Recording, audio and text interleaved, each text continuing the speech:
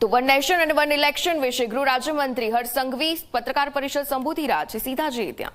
અને આજે આદરણીય મુખ્યમંત્રી શ્રી અને રાજ્ય સરકાર દ્વારા વન નેશન વન ઇલેક્શન એ દેશના હિતમાં, રાજ્યના હિતમાં, દેશના સૌ નાગરિકોના હિતમાં જ્યારે આ અદ્ભુત વિચારના આગળ વધી રહી છે ત્યારે રાજ્ય સરકાર દ્વારા સંપૂર્ણપણે વન નેશન વન ઇલેક્શન માટે સહયોગ તથા સંપૂર્ણપણે આ દિશામાં તૈયારીઓ દર્શાવેલી છે।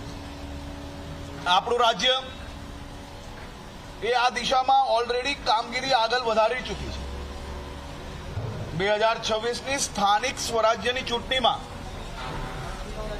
મહાનગરપાલિકા, નગરપાલિકા, જિલ્લા પંચાયતો, તાલુકા પંચાયતો આ બધી જ ચૂંટણીઓ એક જ સાથે એક જ દિવસે ઓછામાં ઓછા દિવસની અંદર આયોજન કરીને દેશના તમામ રાજ્યો માટે એક નવી દિશાનું ખરેખર સારી રીતે આપણે સૌ લોકો આયોજન કરી શક્યા છે।